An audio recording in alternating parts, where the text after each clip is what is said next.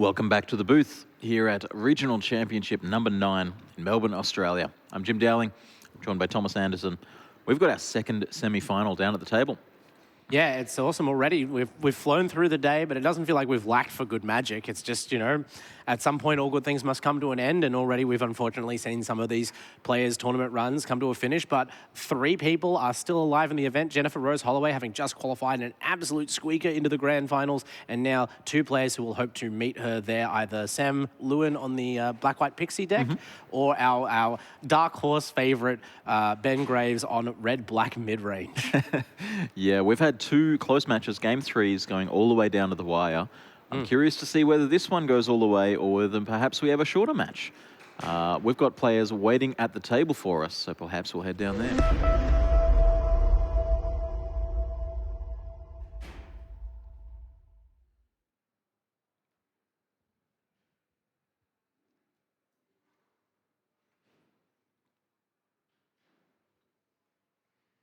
Alrighty, on the right-hand side of the screen and the top, we have Sam Lewin playing Orzhov Pixie. On the left and bottom of the screen, we have Benjamin Graves playing Rakdos mid-range. Yeah, playing back Rakdos mid-range out of Hobbymaster New Zealand, so came a long way to potentially still win this event. Must be a great feeling and a great journey to be on, and now shuffling up to show what the red-black deck can do against a different opponent. I think Ben had one of the most homogenous runs on the way to top 8 in terms of what he faced, and obviously you can only beat what's in front of you, but now you have to beat one of the most formidable and successful player deck combinations of the weekend in Sam's Pixie deck. Why would you say that is one of the most successful? Is it the first seed? Yeah, the first seed, the undefeated to this point record, not to jinx anybody, touch wood, touch wood. The fact that I think the Black-White Pixie deck is excellently positioned against, really anything that doesn't kill it on turn 3 or 4. Like, the grind power of this deck is tremendous. And we saw, even against a very weak 5-card hand for Is It Prowess in the previous round, Ben's deck doesn't necessarily close games out in a hurry. So Sam might have some time to work his white-black magic. So we saw Sam there throwing a hand back immediately, not happy with it. Down for the other side, we have Benjamin with 2 lands. I saw a Fear of Missing Out and a Tersa Light Shatter amongst some other cards. I think I saw the one of Wild Ride in there, which is certainly a wild inclusion. That's the it's almost a Silver Bullet Haste Enabler, and with Harmonize being able to cast from the graveyard, it's like a classic card for that one of slot. You're much more likely to have access to it, whether from hand or with that alternate casting mode. And it means when you drop, that huge Harvester of Misery or Coldstoke Gearhulk or whatever other creature it may be, you can just suddenly represent a lethal threat. As well as the interaction between this card and, say, Alesha. That's true. Lots of cards in this deck care about power, care about attacking. So it's a weird one to see at our top tables this close to the end of the weekend. But, Extra combat steps from a Fear of Missing Out? With haste? That's potentially true. Every card in this deck has played a part, I assume, in Ben getting here. It's all a lot of moving pieces that all interact nicely with each other. We have another look at the hand here for Sam. I can see a Pixie, I can see a Room. That looks like maybe a Nurturing Kirin as well. Sarah Beza, no, that's the blue sky of the Pixie there. So. And a Sheoldred.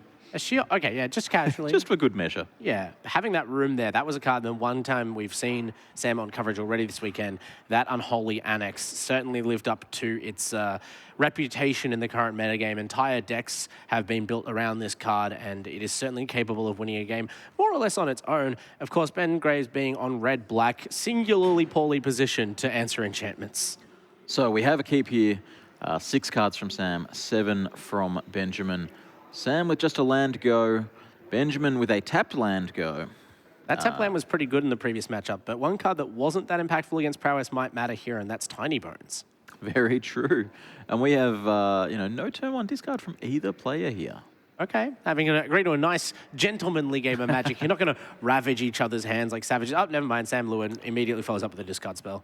Hopeless Nightmare. There's only 4 copies in Sam's deck, but I promise you I've seen Sam casting this card 6-7 times in a single game, let alone a match. We were talking about one player's sort of fringe common inclusion, but this common inclusion is one that's really, making its money worth for Sam here. Obviously, every trigger, 2 life closer to victory, as well as depleting your opponent's hand. But we're seeing some of the back and forth between these players. At least if you're discarding or not exiling from hand, as this Deep Cavern Bat is about to do, you might be setting up some of the gameplay for Benjamin Graves. That is now a live Harmonize on the Wild Ride, which is probably where you're more used to casting it from, as Ben considers the hand here, sees the Sheoldred.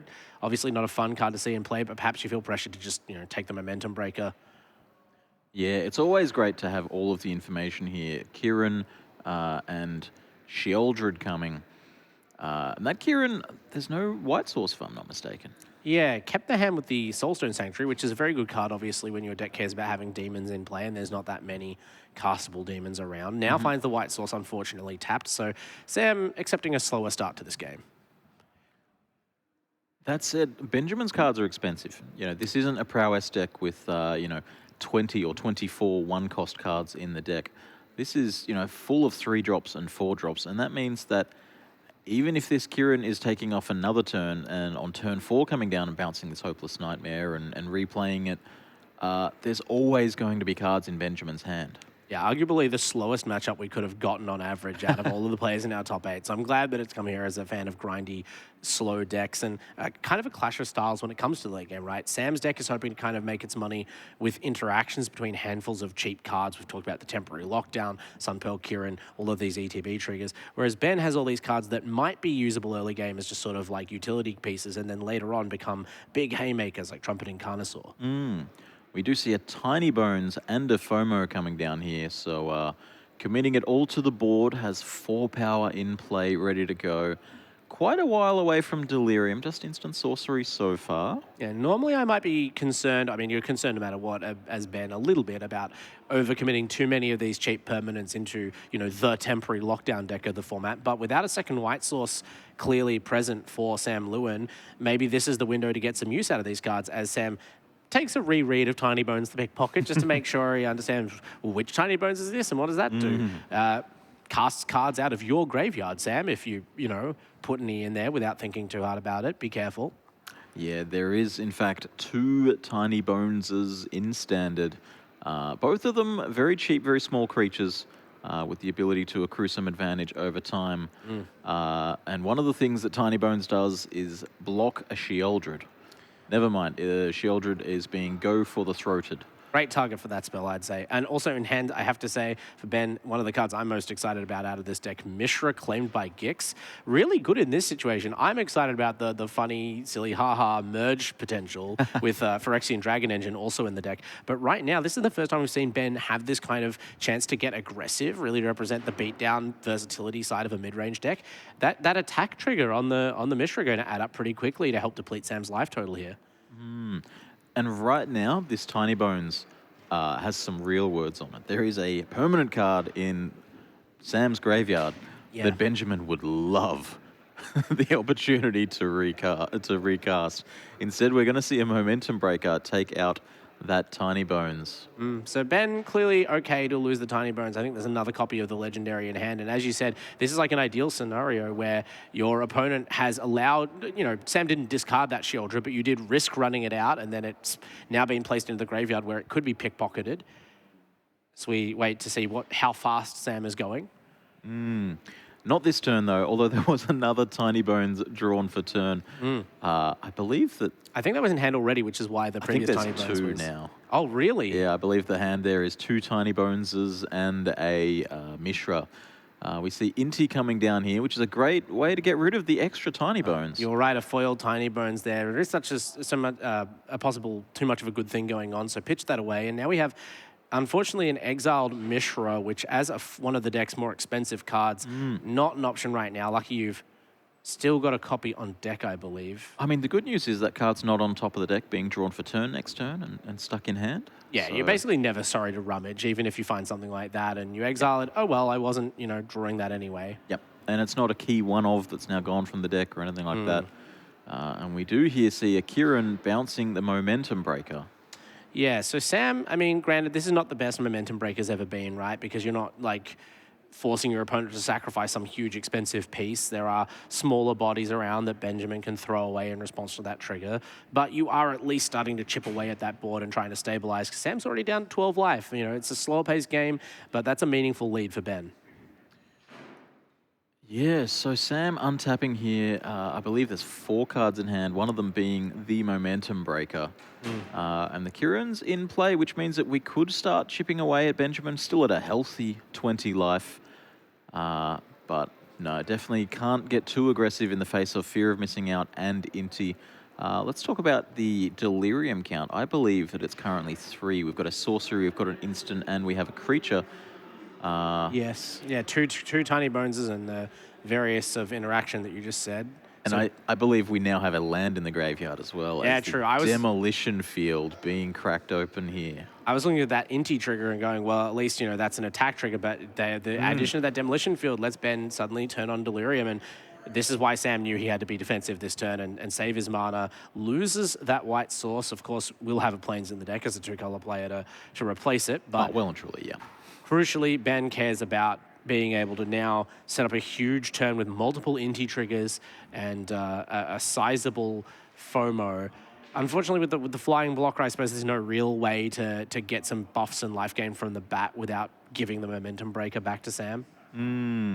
This is true. This is true. But Delirium, pumping the bat, or even just pump the Inti, even the second attack step with an Inti on the board is important just on its own. Yeah, Inti, of course, does not have to attack itself to get the trigger, so you've got that versatility. You could keep buffing the FOMO, I suppose, although you might want to spread the counters out. And we're seeing a Torch the Towers in hand, so Ben has red mana available after that land activation. Could really try and push his luck here and force a lot of damage. This is looking like a great position. I think, if I'm not mistaken, Sam would have floated a mana from that land before it died, so he may have the mana to activate the Soulstone Sanctuary. True. Unfortunately, you know. But no, Benjamin just going to get in immediately. So we're counting Delirium here. Benjamin affirming that he does have enough. This is a real crucial spot for Sam. We assume he's got some kind of interaction. We'll have to wait and see how the cards fall here. Benjamin, 3 cards in hand. We know them all. We know that there's a Mishra claimed by Gix. We know that there is a Tiny Bones and a Torch the Tower. We don't know as much about Sam's hand other than the Momentum Breaker. Yeah, Sam must have something, right? Like, there's a lot of flash cards or instant speed cards in the deck between the Kira and the various removal spells. There is only one Go for the Throat main, but there's some Get Losts we haven't seen yet. So there's a lot of live draws here. Even a Kutzil's Flanker, which could come down and block. and turn off Delirium, so maybe that would have been already played, but who knows what Sam's plans are. He's clearly got something cooking. Benjamin has to target these triggers. The players are making sure they're both absolutely on the same page about what's about to happen. And then all the fireworks are going to go off at once. Yeah, of course. Inti, it's one of those cards that, like, if you know what it does... You discard a card to give an attacking creature a counter and trample, and then because you discarded, you also exile the top card, and you could play that, especially if it's an instant. It's a lot. But you don't target the creature until after you discard the card. I suppose maybe that's what the players were negotiating with there. Yep. Well, so the fear of missing out would be targeting, and the Inti... And it's the one-of flanker. That's what Sam was waiting for. Okay, well, look, turning off Delirium is not the end of the world here. You know, the attack has already happened. The flanker is a very versatile card. You could just choose to gain the life here, but it seems like with a Delirium card like FOMO around, exiling the graveyard might have the most upside for Sam in this spot.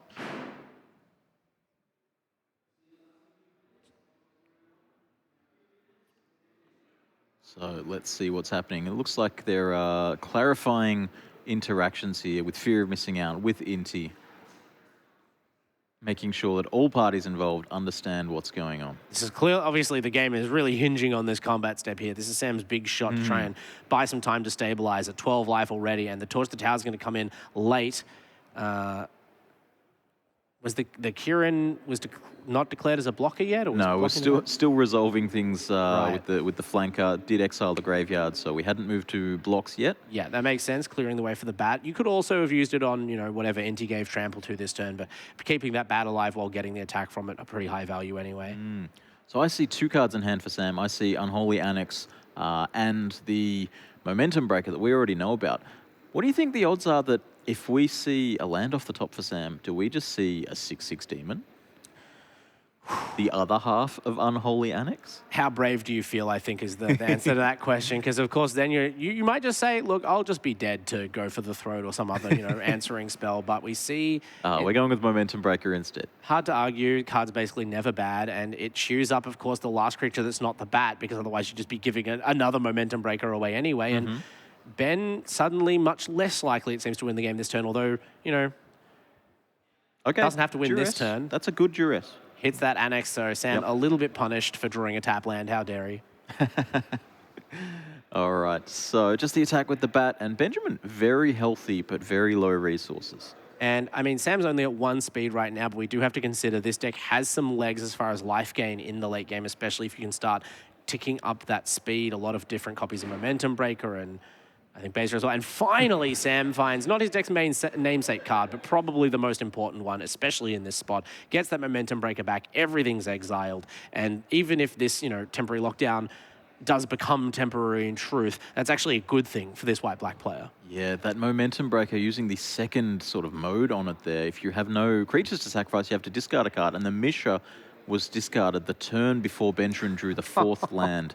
The consolation prize is, of course, that 4th land allows Benjamin to attack with the Restless Vents. Yes, and it is menacing, so it's the kind of creature that's potentially a pretty difficult threat for Sam to deal with. You need to have like the instant speed removal to hit it while it's activated, or you need to represent 2 blockers. You're gonna have to think carefully. Momentum Breaker, pretty hard to use in this situation. You know what the Kutzil's Flanker did do? What? It removed the Wild Ride. Yeah, I didn't bring it up, but I almost said something about the Wild Ride, and then I went, actually, never mind. Kutzil's Flanker has at least saved you from that method of losing the game. And 5 mana from the graveyard is a bit pricey, but Sam spend 4 to activate the Correct, Sanctuary yeah, there? attacked with the Soulstone Sanctuary. It is vigilant, so may as well activate it now. Both players under no illusions as to whether that's part of the play. And now, Sam, if you can find a second blocker, will have an answer to that events. And Ben choosing not to even try with events and instead taking away the duress from hand. I think Sam's probably okay with that.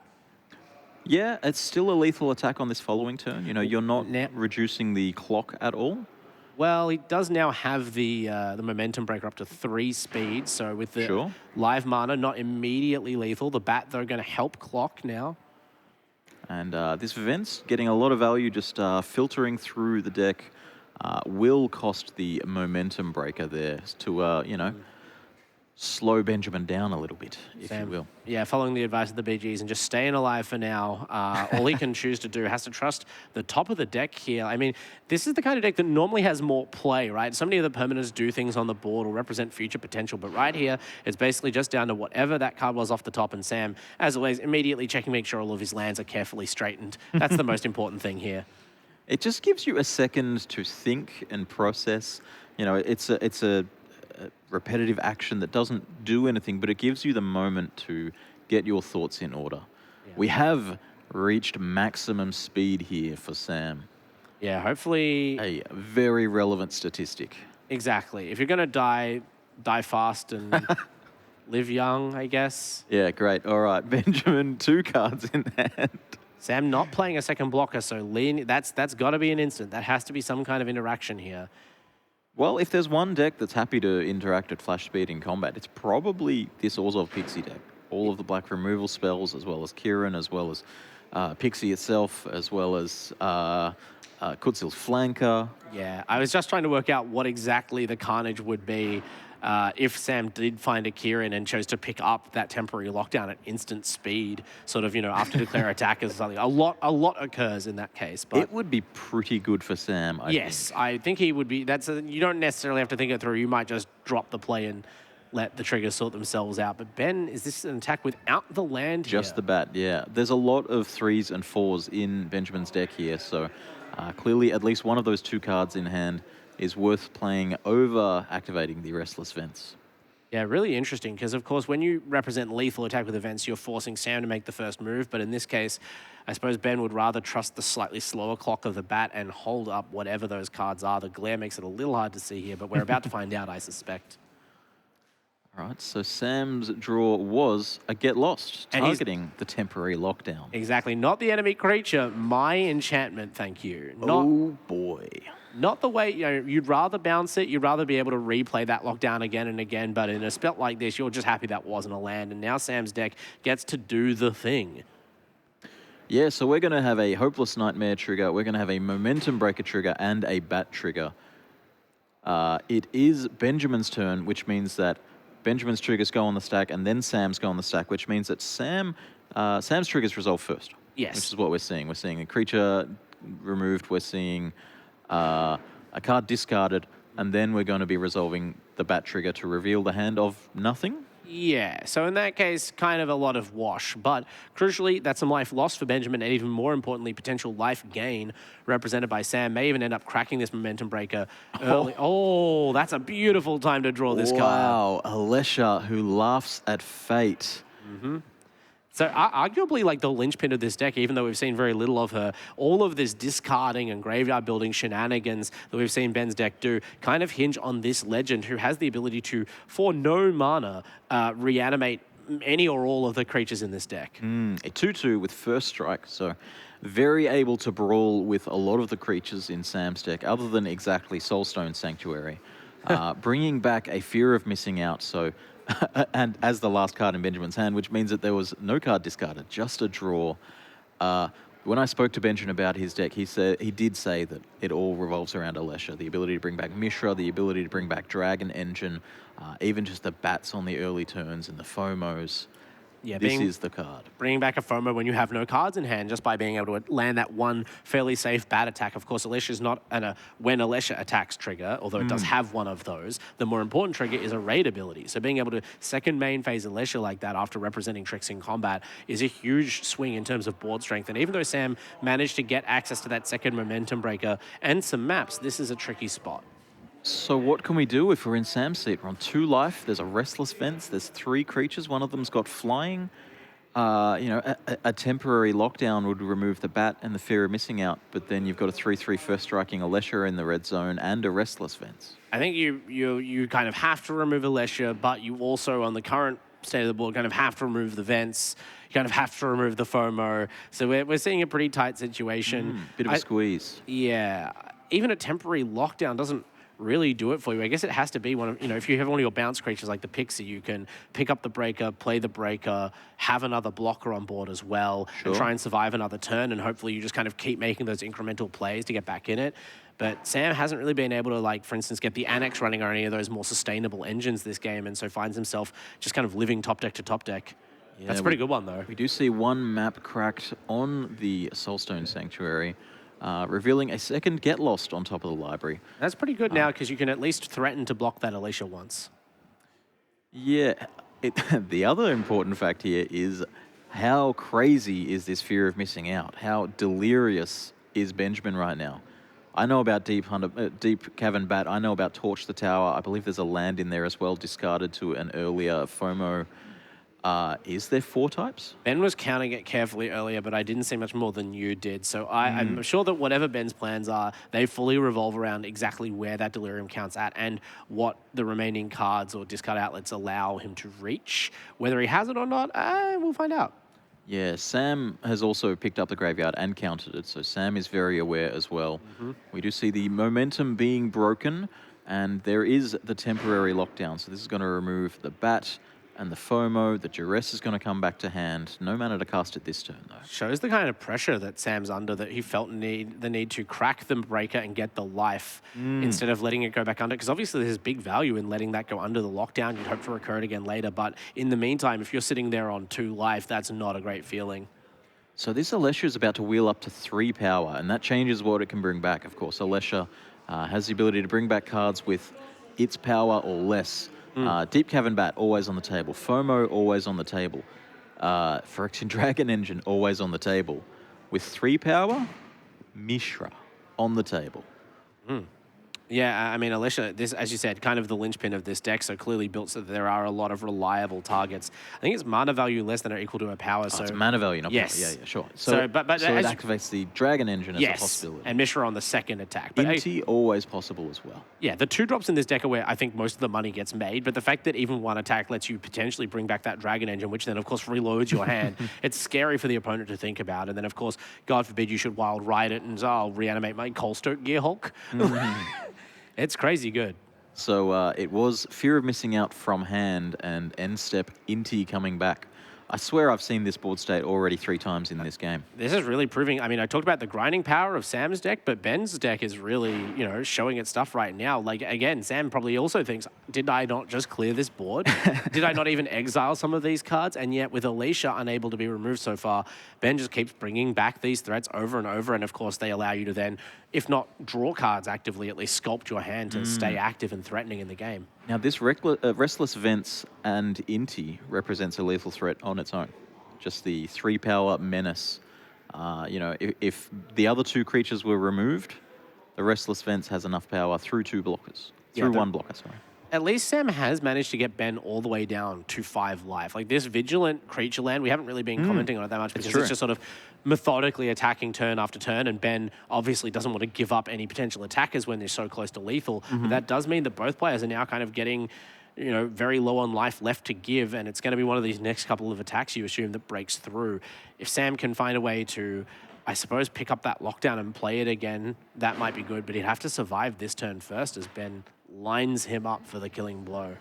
Yeah, so we have a second Alesha in hand. First one's great, second one less great. Although it can bring back another copy of itself in the end step to untap itself if needed to block the Soulstone Sanctuary. Just attacking with the creatures, don't need to get the Restless Vents involved just now. Benjamin decides. So Alicia gets a trigger from itself, Sam says. Now, what about the other stuff, the spicy triggers? What's happening with those? Do we discard the second Alicia to, as you say, set up the surprise second blocker? Although, to be fair, probably any creature you reanimate from your graveyard to be a reasonable chance to block, you reckon? It's true, it's true. I like the lines you come up with, though. Reanimating the Alesha means that it's safe from a temporary lockdown, for example. As opposed to, you know, if you reanimate another FOMO, that could just be removed by a temporary lockdown. That's true. I don't know the answers. This is very complex. Ben's leaving the vents as well at home. Like you speculated, of course, that you'll really pressure Sam's available blockers, but since Sam didn't deploy any, at least at, you know, sorcery speed, Ben may be leaving that land behind in case you do need that bonus blocker, dodging a lockdown and other sorcery speed removal. Untaps the FOMO. Okay. And I guess we've exiled a Torch the Tower, so that's a highly relevant Inti hit. So the reason we're untapping the FOMO here is that we have 2 lethal attackers already. They both need to be dealt with, and then if the FOMO gets through, then it can attack again anyway. You know, the Alesha right now is lethal, the Inti right now is lethal. The Fear of Missing Out is going to deal 2 damage, and then has the opportunity to deal 2 damage. And the Inti being blocked is the one that has Trample this turn. So we're going to cast I assume, Unbargain, Torch the Tower, and that is going to be it. Okay. Trampling over for exactly lethal damage. Wow, what a game. Look, the life total didn't show it much at the start of the game. You know, Benjamin getting up all the way to 22 there before Sam got any damage in. But that was a close one. I mean, you could argue, I mean, it was literally a close one, but also Ben did not look flustered for a second there, just kind of breathing easy and making sure that, okay, better not lose any more life than this, but that, you know, every time Sam attacks, Sam's just hoping, you know, don't interrupt your opponent while making a mistake. Hey, do you feel like blocking this Soulstone Sanctuary? And Ben was confidently, no, I don't mind. That's fine. You can reduce my life total. I'm focusing on your life total. And in the end, it was the red-black deck through some interference that got there. Well, let's have a look at the sideboards. Sam down a game here. So we'll be going into game 2 on the play, and let's see what Sam has in the sideboard of this Pixie deck. I see some Wiltleaf Lieges. I see another Kutzil's Flanker. That seems like a shoe-in here. Yeah, Kutzil's Flanker, highly versatile, and especially when it has good blocks available against a lot of these smaller creatures out of Ben's deck, seems like a pretty handy card to have. Although you could also argue, hey, a Day of Judgment might have been good for bumping up the board there. Beza the Bounding Spring has been a real favorite against a lot of the, you know, anything with discard in it, helping you recover on various axes throughout the game. if it's a long game like that, maybe you even bring in the 4th Unholy Annex. It's all of these cards, again, could be quite effective against, another mid-range deck that's kind of versatile in its threat profile and its interaction. But I'm interested to see, do you think the end comes in here, right? You're more exiling removal, more instant removal. It's pricey. Unless you're on low life. I think it's much less appealing to me than a card like Rest in Peace or Ghost Vacuum. It actually looks like Sam is super prepared for graveyard strategies with the flanker in the main, the flanker in the sideboard, Rest in Pieces, Ghost Vacuums. Yeah. I could see a lot of cards coming in, and it's really going to depend on what Sam feels like he can cut from the main deck. Is this Lauren doing enough? Is this Beezer doing enough? I think Beza is probably going to stick around. Lauren, though, I'm not sure. You've got to cut something if you want to bring in these sideboard cards. And, I'm interested to see, because obviously, as you mentioned, Sam, really heavy on graveyard hate. But I think it's possible to over-index on that against this red-black deck. The Ghost Vacuums, if you have those, that seems incredible, right? The one of being able to target whatever Alicia targets, great. But Rest in Peace, what if you just get beat down by creatures you're holding 2 rips? It's really bad beat in that case, but it could happen. On the other side of the table, Benjamin Graves up a game with Rakdos mid-range. Has plenty of options over in the sideboard. Brotherhood's End, not really for this matchup. Dreams of Steel and Oil, not really for this matchup. You mentioned early in the match that he can't really deal with enchantments. Post-sideboard, though, there is at least that one option, the Withering Torment Wizards, graciously giving black some kind of way to answer those permanents. I mean, it's not like the Unholy Annex troubled him in game 1. Maybe you just bring in the card that answered it originally, Duress. You bring another 2 copies of those, seem like a pretty good spot. Agatha's Soul Cauldron's an interesting one. I don't know if you bring that in if your opponent has this much graveyard hate, and of course, it's an open deck list event. They can see what each other are potentially sideboarding. I feel like Case of the Crimson Pulse might be the most likely card to come in. This game 1 was such a grind fest. You're guaranteed to get value out of that card. Yeah, your opponent's playing Hopeless Nightmare. There is going to be a point in time where you have 0 cards. I would love to draw 3 great. a turn. Yeah. Yeah.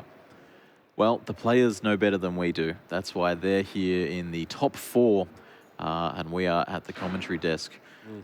They have played these matchups, whether it's in paper, whether it's at their LGS, whether it's at major events like this, whether it's on Magic Arena. They know what's going on. Well, actually, I don't know if Sam's played this matchup. Maybe. You never know. There's a lot of decks running around out there, but certainly you've seen, well, most of these cards before. You probably understand the context of the deck, and you just got a real extensive showcase of it there in game 1. You're like, okay, probably need to stop this Alicia one way or the other. Probably need to worry about those big Haymaker creatures. These bats are very annoying. Lots of things to deal with. Let's see if we can get a peep of some opening hands. Do you feel like Sam's draw there was really representative of what the deck could do? Because it always felt a little bit awkward compared to what we saw in his previous coverage match. Maybe he's just hoping to get a slightly more playable sequence of cards. Yeah, we'll touch on that in a second as we look here at the opening hands. I see 3 or 4 lands for Benjamin here. A Torch the Tower. Don't see much else there, but Sam happy with the 7, letting us off on a Concealed Courtyard. Yeah, both players keeping. Phyrexian Dragon with a tapped Engine? land. Is that 2 Dragon? No, it's a colorless land. Okay. I think you're right. I think Sam only drawing one of this sort of Pixie / Nurturing Kirin effects. Not really. Now it's 2 Phyrexian Dragon Engines. I accidentally cursed Ben. Sorry, Ben. I don't think it was representative. You're right. There was 2 Momentum Breakers, 2 Temporary Lockdowns, but only one of the Pixie. Which is not to say like, oh, well, Sam should have won that game, because I guess it's the danger when you play a deck where it's sort of a sum of its parts kind of strategy. The individual parts themselves can end up looking a bit underpowered compared to a deck like Ben's that has a bunch of huge mythic rare creatures and stuff like Alicia that are big value engines kind of just in and of themselves. The great news is we have a good look at the hands here. I see a Pixie, I see 2 lands. Sunpearl Kirin.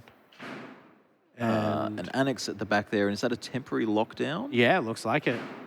And then, is that a Preacher? Foil Preacher of the Schism? It is. That is the card that gets taken by the Bat. So Bat on Vampire Violence, but Sam left with a bunch of cards in hand, including a Lockdown that can, do what for that Bat. And flashing in the... This is something we've seen Sam do a couple of times. The tempo Sunpearl Kirin play, not all concerned about letting that card go down. And in some ways, it's a setup for the Temporary Lockdown, right? Because a little bit counterintuitively, it's kind of a cool play to have the Pearl Kieran return as soon as the lockdown is removed.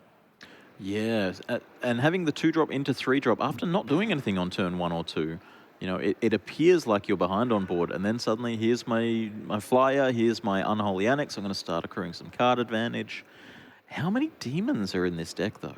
Well, it depends. Is Soulstone Sanctuary a demon by your definition, or are you a sort of demon purist? Right this very second? No. No. It's not. Okay. Well, in that case, I think there's just the 3 to 4, depending on whether or not the 4th copy of the Annex stayed in the sideboard. There's not... Sam... Not that concerned, it seems, with potentially giving up a few life to the Annex if it means he gets to draw some cards. And I think most of the field, most people playing Standard right now would agree with him on that front. Especially with access to Pixie and Kieran to, remove the Unholy Annex if we need to. That's true. Benjamin spending turn 3 on a Phyrexian Dragon Engine. Probably one of the more fun cards to say out loud in the current format. It feels like a Yu-Gi-Oh card, right? Phyrexian Dragon Engine, go! It sounds powerful. Destroy his life points and also sculpt my hand for me. I need to set up my graveyard. It sounds super powerful, and that is to some extent because it is. It's only a 3-mana 2/2 double strike, but any sort of +1 counters that it gets, say from Inti, these are amplified through this double strike. Yeah, the double strike is where it's really at. Of course, we don't get that second trigger unless you unearth it from the graveyard or otherwise, say, reanimate it with Alicia. And Sam's going to give him the opportunity to do that because that is a Day of Judgment, the cool promo full art version, wiping out the board. It's only a couple of creatures, but as you said, the Dragon Engine representing a lot of damage and, more importantly, killing the bat to get back that card to hand. It was a 2 for 2, the Day of Judgment and the Pixie down for the bat and the Dragon Engine. But we've seen in other parts of our coverage how powerful Preacher of the Schism is, especially if it goes uncontested. And, well, it's not uncontested. There's a second Phyrexian Dragon Engine has hit the battlefield. Yeah, Sam might have just been hoping for that, right? Like, if I clear away these creatures and there's a window where neither of us have much, that's the kind of board state where the Preacher's the strongest. But as Ben responds with a big Dragon Engine, Sam makes something even more powerful. It's the 6/6 Demon token. Both sides of that room fully unlocked and its power available, not only drawing you a card, but dinging your opponent for a 4-life swing in end step. Yeah, that's... You never really feel how strong this is until you're sitting there staring at a 6/6 flying demon, ready to attack, ready to end this game in 3 turns if nothing changes. It's so fast, it's so large, and it's evasive, and we're attacking. Anytime you get to do it on 3 and 5, I think it's so key, because now Sam doesn't even have to fear. You could potentially block with this demon and go, okay, you're clearly representing something here by attacking with this Dragon Engine, whether it's an Alicia trigger post-combat or some kind of trick. But, whereas in other situations, losing that demon could be really dangerous in terms of making the Annex damage you again. Sam could consider protecting his life points. Looks like we're just taking the hit, though. Yep, took the 4... There is an Alicia in hand as well, right? So raid online, potentially. Could be getting that bat back. Could also play out this fear of missing out. Could do both, to be honest. Lots of options for Ben. Yeah, the Torch the Tower was the sort of trick there. If there was a block, you could finish off the demon with the Torch. Yep. So we are going to see FOMO discarding the Torch and Sam having a nod to himself there. Yep, I knew you had something. Discarding the Torch is interesting, but I guess we do have the other removal spell in hand. That last card is Withering Torment. Not only for enchantments, it can hit creatures, and I think it tells you something about what Ben's priorities are, that even with the fully unlocked Unholy Annex in play, you aren't just firing off that spell to remove the enchantment. You're thinking to yourself, well, my opponent's already at 14. If I blow up this Demon token, as we are doing now, Withering Torment coming in, then Sam's life total is very exposed here, and you may not mind him drawing the extra card if it puts you a step closer to winning the game right here. Yeah. I mean, if Sam has no action here, which is unlikely, granted, after a couple of triggers of Unholy Annex, then this is a lot of pressure. There's a 2/3. There's Delirium not on yet. We've got Artifact Creature instant, but if Delirium was to be turned on, then we've got a Phyrexian Dragon Engine that gets to attack twice. Yeah, that's a lot of double strike damage right there. Yeah. Ben's deck continues to show its power here, almost through. It seems you can almost taste that grand final birth, but don't get ahead of yourself. Sam still has some plays, got a lot of mana on the table here and really weighing his options. I think Sam's thinking about a temporary lockdown. 3 mana tapped would Or indicate perhaps that. Preacher. That would be the much better line. Preacher at least my opinion. trades with the Dragon Engine, but then I guess you know, what do you choose to play around here? Goes for 2. You know what's better than 1 Preacher? 2 Preachers. All right, sure. Pretty solid turn. Draw and drain in the end step, of course. It's not even a drain anymore. Actually, the demon gone. So that's actually Drain yourself. another important part of the Withering Torment. You know, Yes. it didn't just let me attack through and stop you attacking me back, but now your Annex is back to hurting you until you find a way to reset it. It was very much the aggressive, high-tempo play there. So I'll let you keep drawing cards and fire off one of my sideboard pieces that I sideboarded in to remove your enchantment, one assumes. And actually, in this spot, I think I'm close enough to winning that I can just pounce and take out the 6/6 and leave you extra damaged by your own enchantment. But these 2 sturdy Preachers are going to trade 1 for 1, I suppose, in the end, but with the double block on the Dragon Engine, just making sure there, in case of a pump spell, that it didn't persist about. But Ben not playing that game, instead going for Alacia value. And once again, we'll see this dynamic where Ben goes in, some sort of trade happens, Ben's board thins out, Sam loses life, and then all of a sudden all the creatures are back in play. We see the hand again here as this bat is back from the graveyard. 2 temporary lockdown, 1 land, 1 pixie, 1 Kieran. Do you have to take the lockdown? There's 2 of them there. Oh, there's 2 temporary lockdowns. Sorry, my bad. Possibly. You do also, it's worth noting, Benjamin is down to 1 card in hand and has 2 Phyrexian Dragon Engines in the graveyard ready to unearth, come back with haste, and enter from the graveyard. Yeah, in that case, I suppose there's not that much to be gained by taking a lockdown, since I think Sam in this spot would be pretty happy to play the other one and buy it immediately back out from under the bat there. But on the other hand, taking one of the pixies leaves another pixie on the other side. So, I mean, it just goes to show that this might not be one of the spots where Deep Cavern Bat is at its strongest. yeah, at the very least, you're getting this information and you have no impact on what actually happens next. But at least you know the information. You know that you're not playing around removal spells. You're not worried about another Day of Judgment.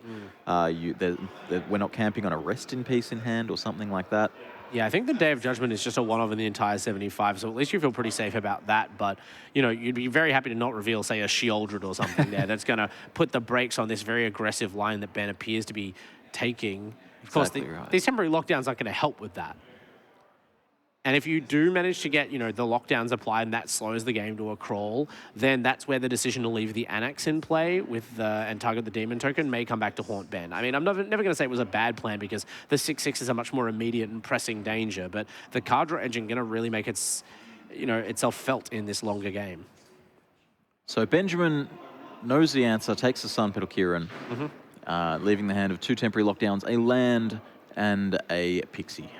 So obviously, taking the lockdown does not hit Alacia, and Alacia, of all the cards to leave in play, can represent a lot of work. But if you can combine that lockdown with like any other card, or even if just Ben is unable to get the Preacher out of the way and doesn't find another attacker, I guess you might have to send the Vents in just to get the raid trigger. So we are playing out the temporary lockdown, give back that pixie, and 2 Fomos and a bat under that lockdown. Crucially, it is a Kieran, so could represent another blocker at instant speed. You know, the difference between those 2 cards not always significant in this deck, but... And the Preacher is going to come across and make a friend with it. Now, it's important to note that there is 2 Withering Torment in the sideboard, not just 1. Yes. So we do still have the ability... What a card to find in this spot. We do still have the ability to draw another Withering Torment off the top and answer one of these enchantments. So this is the other trick answer when you ask how many demons are in the deck, because Sheoldred is not technically a demon, and the Unholy Annex does not see it that way, but Sheoldred sees the Annex drawing you a card, and she does not really care what the source of that card draw is. That's true, yeah. So we see 2 cards in hand here for Benjamin. One of them is a land. The other one is an Inti. We could play the land, play the Inti, make a Dragon Engine? Would we not have to attack to be able to make the Dragon Engine? We can unearth.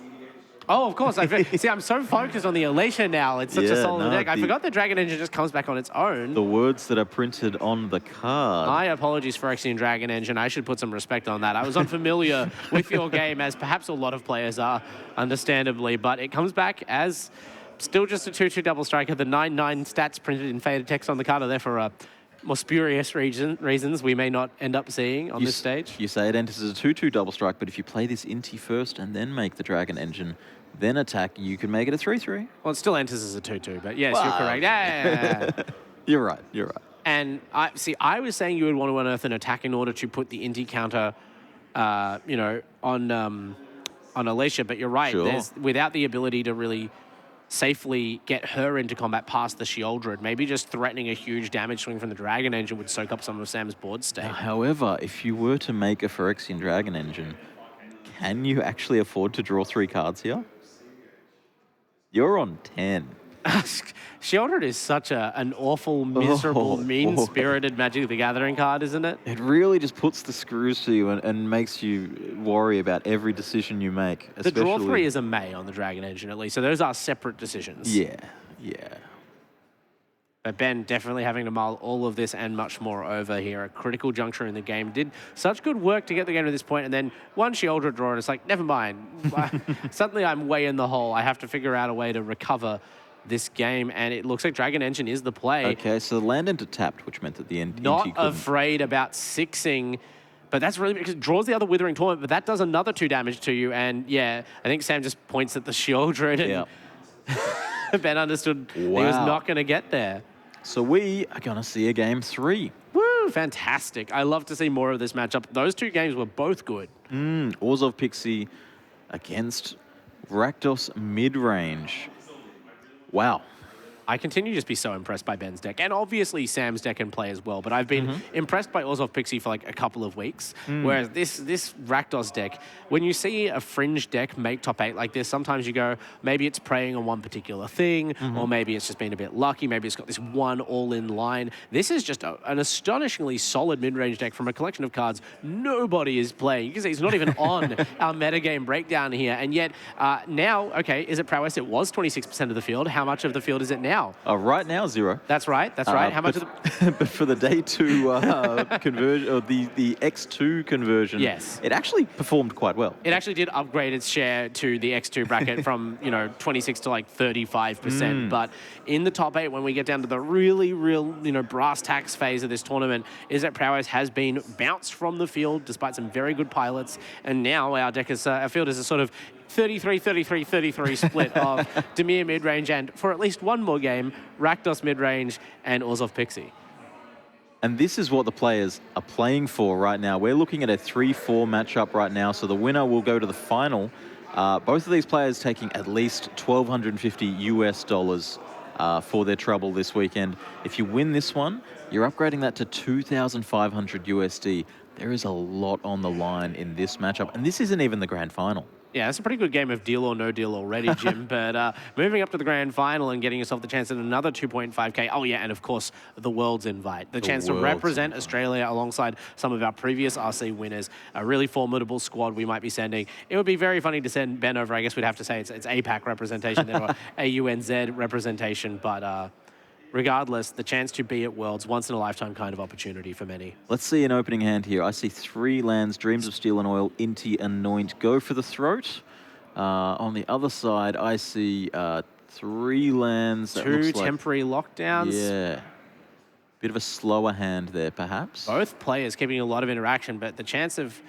Yeah, you keep 2 temporary lockdowns and maybe play around a duress, but instead it's the other discard spell. Dreams of Steel and Oil, we covered this in the previous matchup. It's going to reveal no valid targets. It's a swing and a miss. That's just how it goes with these black discard spells. In the end, half of the card is always just about that information, especially in a slow matchup like this. You're going to have time to play around the cards in Sam's hand. You're not going to get exploded in 3 turns' time. So being able to see, oh, there's 2 lockdowns. I've really, just one bat is not going to do it for me here. And then pairing that with Sam actually drew an Unholy Annex off the top the turn after the discard spell. Of course, that couldn't have been taken by the Dreams as well. But a very good one to know. And Momentum Breaker taking out the Inti here. Definitely living up to its name. Because Getting that's the train rolling. If you get into attack, you get in for 3. It's trample, it's upgraded. You're sculpting the hand, trying to find more answers. And Sam refusing or attempting to refuse to let Ben get off to any kind of start here, because Sam's draw looks a lot more like that game 2 win than that game 1 loss right now. He must be feeling solid. Yeah, would you just be playing this Unholy Annex here?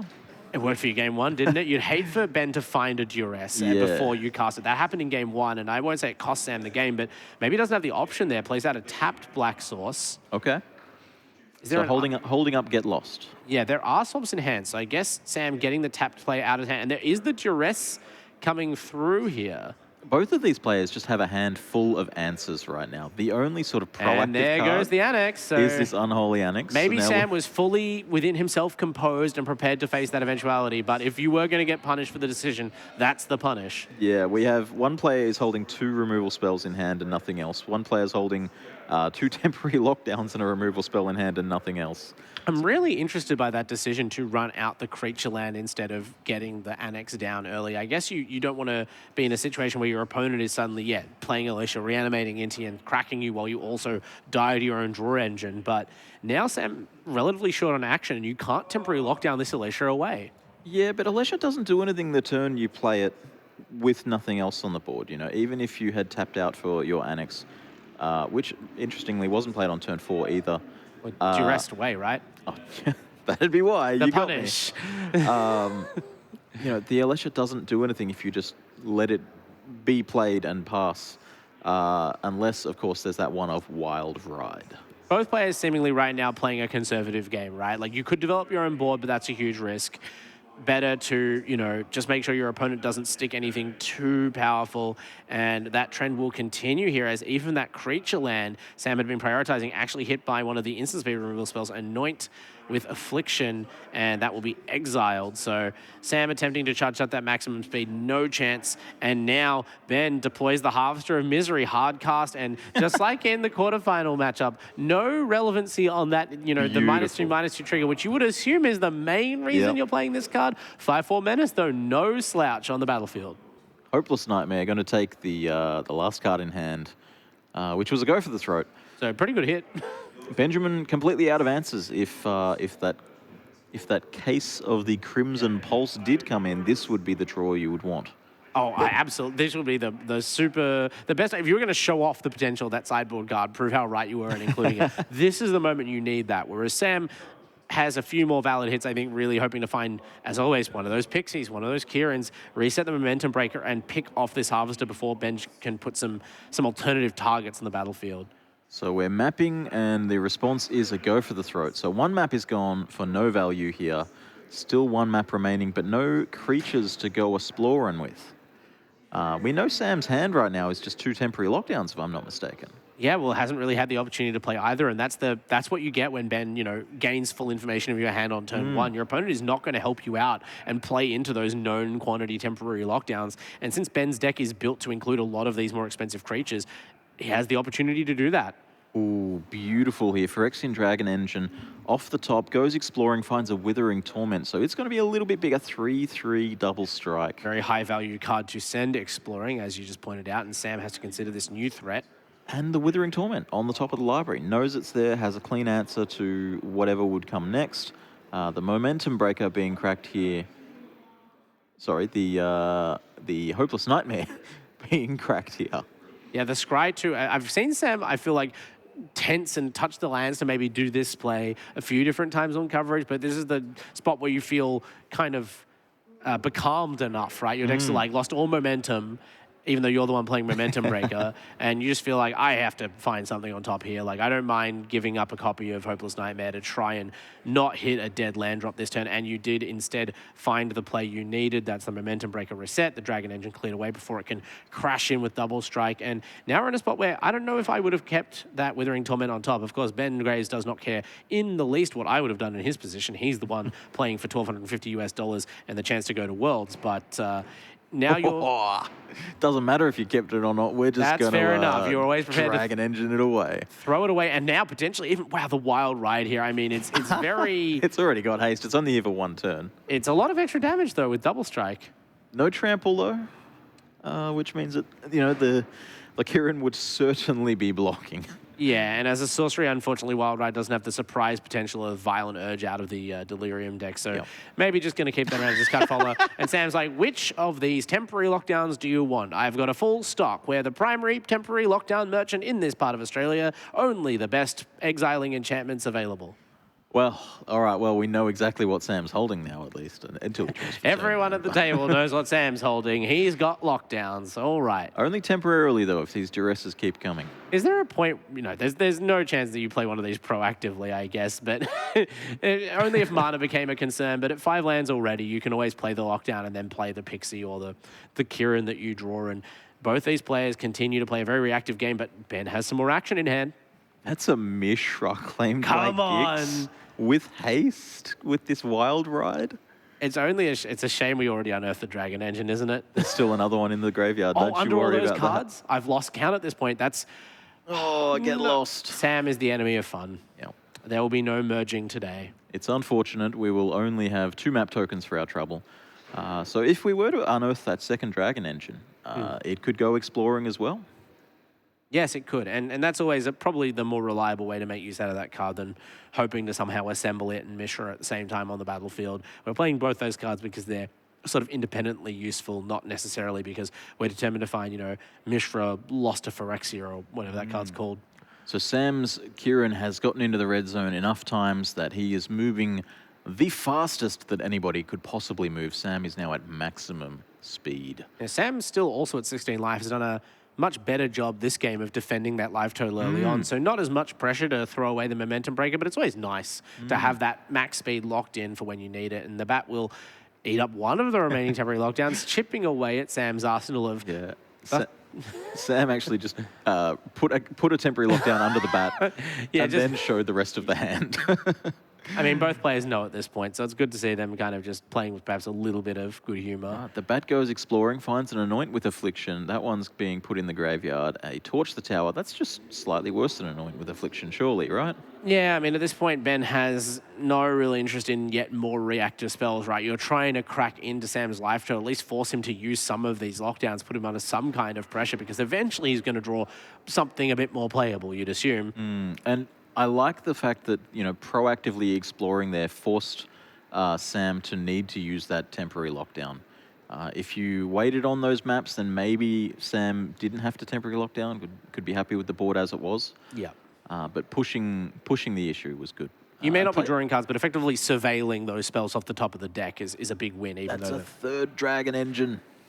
I mean, looking good so far. That's a card that Sam potentially has to, kill twice again, has to respect the double strike of, has to respect the merge trigger of. And Sam drew Soulstone Sanctuary last turn, which is very key. Very happy to play it with this many lands in play as well. Yeah, at least gives you the option to stonewall that Dragon Engine, although I think Ben hasn't discarded the Wild Ride yet, so could land at least one good swing, which is very hard to block, at least favorably. Yeah, you want to spend it before you perhaps reanimate another Dragon Engine and lose the card. So Sam just passing here, 2 cards in hand. One of them's a temporary lockdown that was under the bat and given back. Ben going in the tank here.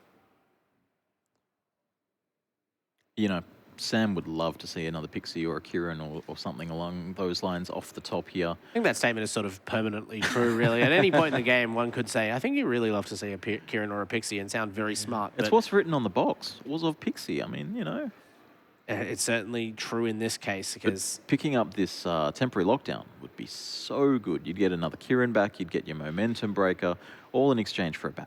I'll tell you what, Jim, I would not have expected if you told me how long these 3 games are going that by this point in game 3, we actually would not have seen Sam actually pick up a lockdown even once.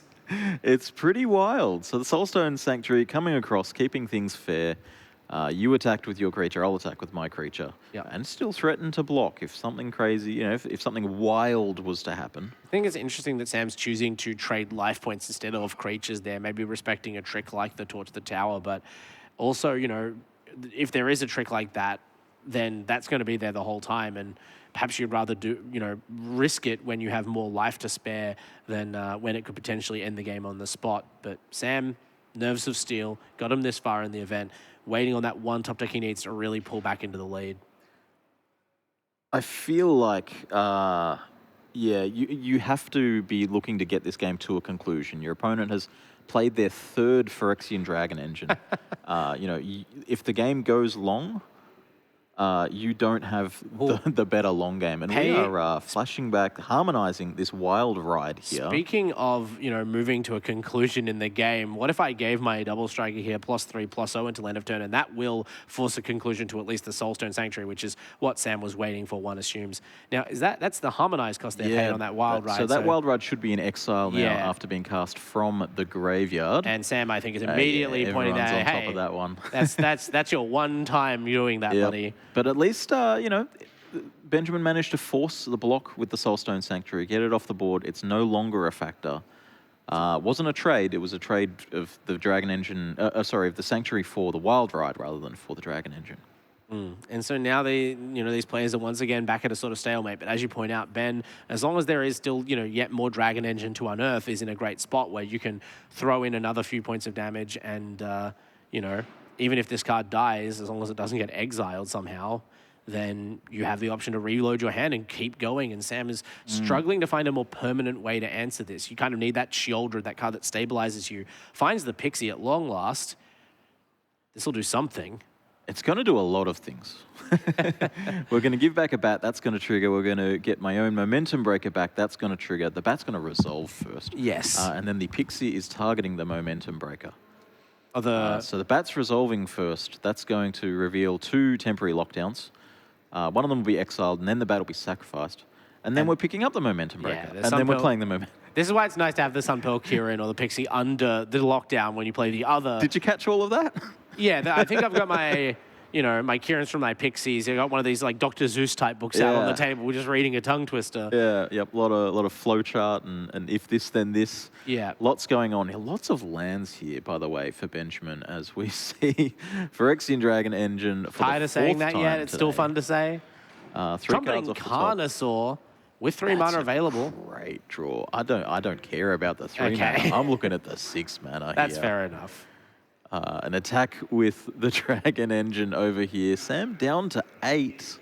Chooses to take the damage, wants to prioritize the creatures. I actually thought we might see one of those 2 bounce creatures fed away, but I think Sam's looking at that and go, okay, you only get to unearth attack me once. You've got some lands over there, but they're expensive to activate. I reckon I can win the race with these flyers. Interesting. And these Reckless Vents, they are going to be a factor. There is 8 lands in play here for Benjamin. He could attack with both Restless Vents on a future turn if he so desires. It's fun to see both players seemingly kind of shifting into an aggressive stance. Both of them feel like they've got a good shot at this if they can just land one more punch. But, man, if that Trumpeting Carnosaur, depending on what it discovers into, that's quite a punch. That would be really cool to see. Sam draws for turn. Benjamin didn't fire off the Duress there. I suppose, given how this game's gone, you might be sick of looking at the same cards in Sam's hand. I do think it is still 2 temporary lockdowns. And perhaps you want to try and take a Get Lost before it gets used on creature land or something like that. Yeah, or even discard away the Duress to one of these vents or a similar effect. Obviously, that's something. It's a huge part of Ben's deck, right? Like any card you hold isn't just that card. It's kind of like they all have cycling because you've just so many redundant ways to rummage and loot them away. With Inti, with fear of missing out, with these Restless Vents. Tons and tons of ways to sculpt the hand you need. We see Hopeless Nightmare. That's another reason to keep a card in hand instead of playing it out, right? Get rid of that Duress. That Carnosaur survives, but the Duress takes the bullet. Get down, Mr. Dinosaur. I'm excited because we're going to be spinning a wheel here. We are going to be tapping 6 lands. That stack only has 5 lands. We've got to put a 6th one there. Tapping 6. Sam says the 6 lands can't feel good, now feels worse. Trumpeting Dinosaur might feel even worse in a second. This Discover can hit, I think, anything else in the deck. It's Discover 5. The next biggest thing is Colster Gearhulk, and that would be a hilarious find off the top. But instead, it's just a Deep Cavern Bat, humble but effective. And Sam will once again be obliged to reveal the hand. You'll never guess what's in it. This must feel like the worst part of it. Even if I lose, I'm just more insulted by like how many times you're going to ask me. We both know it's 2 temporary lockdowns. That's all I have. Yep. But there's now a 7/6 here. Yeah. That's a big guy. No amount of temporary lockdowns really help with that. Now, I believe there's a question being asked here. this is still, that's the... And the players are playing on. I believe someone wants to clarify something. Fear of missing out being played. No cards in hand, so we'll just draw one off the top. Yeah. And the Carnosaur was already in play. I don't think it got removed for any particular reason, but as long as we're all on the same page here. And it's a page that has Benjamin Graves after that haymaker swing. Like we mentioned, this is kind of the point of this deck. It grinds and grinds, plays with low cards in hand, drain everyone's resources, and then you just have better top decks. So Sam's scrying 2 here from the Hopeless Nightmares. He's land and Kutzil's Flanker. Now that card does a lot. But does it beat a dinosaur? No. Well, not unless several other creatures you control also die this turn, and then your opponent swings into it after it's been buffed. Yeah, and that's not the world that we're living in here. On the other hand, your opponent has 7 life. So what if you indirectly beat a dinosaur by having a surprise blocker and a couple of extra points of life gain, and then you're able to somehow squeak through and win the race here? Sam doesn't seem to quite have the firepower for that right now, but all it would take is sort of 1 extra creature. I mean, if you don't need to block with the flanker itself, it swings for 3. I mean, here's the thing. I don't think you have enough time for a couple of points of life. We have a fear of missing out. That's and true. a trumpeting Carnosaur, assuming that there is 4 types in the graveyard. Well, Kutzil's flanker could also help with that. Sure. Yeah. Okay. Maybe keeping it around to turn off the fear of missing out. Yeah. Also, with the amount of land Sam has in play, we kind of have to assume that you'll have access to that momentum breaker that's been patiently waiting the entire game at maximum speed. So Sam really on 12 life could endure a hit from the Carnosaur if there's some combination of blocking and turning off FOMO. Question is, do you have to lock down here? Take out that bat, that FOMO, and your own momentum breaker? I think there's other plays, but it seems quite likely that that's your best one. Do you have to sacrifice a momentum breaker first?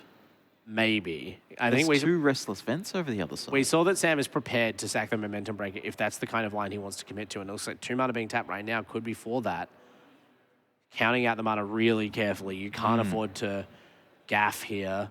If I'm not mistaken, if you sack this, you go to 12. Yep. If you temporary lock down, you remove all of the other cards except the Carnosaur. And then you're getting attacked by the Carnosaur and 2 Restless Vents? Yeah. For a total of 11? Yeah. Are the Restless Vents 3 power? They're 2 power, 2 right? power, okay. So it's a total, Two total of threes 11. with Menace, and then you have Kutzil's flanker to represent 1 blocker. No, the flanker went on the bottom. Oh, okay. Well, what have we... I think. Right. I'm less confident now. We're hoping it's representing something, right? But even the flanker wouldn't do much in this situation, right? You clean up the FOMO. I shouldn't have spoken so soon, but and the duress is going to show us what Sam has, and it's land and lockdown. The second lockdown. All right, for the first time in this game of Magic, Sam Lewin has no temporary lockdowns in hand. And this is the agony of the Pixie deck, and I suppose this is what happens. If your deck is relying on synergy between combinations of cards and you play against a black discard deck that's constantly forcing both players to be hellbent, then it's really hard for you to get the kind of combinations you need to counterpunch against the might of a 7/6 trampling dinosaur. Yeah, Benjamin here is protected from Momentum Breaker. You've got to feel like it's Day of Judgment or bust. Sam top decks. And even then there's a Restless It is Fence, not and that's Day it. of Judgment. We have a winner for our second semi-final. We know who is in our final. Benjamin Graves on the left here. He looks ecstatic. He is fist pumping and cheering at the table. And we're going to see him playing against Jennifer in the finals. Yeah, Jennifer Rose Holloway already in the finals. If you forgot over the course of that marathon 3-game stretch with blue-black mid-range, had arguably an easier time qualifying through there. Benjamin Graves had a long, long road from Hobbymaster New Zealand here to the grand finals of RC9 in Melbourne, but he has made it to that final step of the ascent. Now only 1 more best of 3 to win. Can the deck get there another time? That's right. We can see here our bracket. We can see the path that these players took. Benjamin defeating Trevor Georges on camera in the quarterfinals, beating Sam Lewin right then. Jennifer beating Ben Tudman in the quarterfinals, and Samuel Loy on camera in the semifinals. Thomas, there is 1 match left here at Regional Championship 9 in Melbourne, Australia. I don't want it to end, Jim, but it's been an incredible ride, and this grand final has me salivating.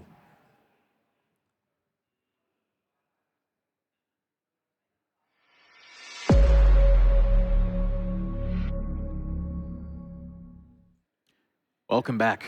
I'm Jim Dowling. I'm joined by Thomas Anderson. That was the second last match of Magic we've had today. We've had 3 best of 3s go to 3 games. Yeah, and that one didn't even have a mulligan to 5 in it, if I'm correct. And all of them have had super close games. I mean, it speaks to the health of this standard format, right? Yeah. Like, I don't want to overstate anything, but from a metagame where we were a little bit like, oh, is it going to be all, is it prowess? Is it going to be all just these 3 blue-red X decks? And like, no. Hugely varied field, lots of different X and 2 decks converting. Then even in the top 8, we have these rogue decks coming through, and it's a mix of this very cool, innovative, well-suited to the meta Rakdos deck and this consistent kind of just versatile player skill emphasizing blue-black mid-range. What a great finals to set up. Yeah. Well, we're going to take a short break, and we'll be back with you with the grand final here at Regional Championship 9 in Melbourne.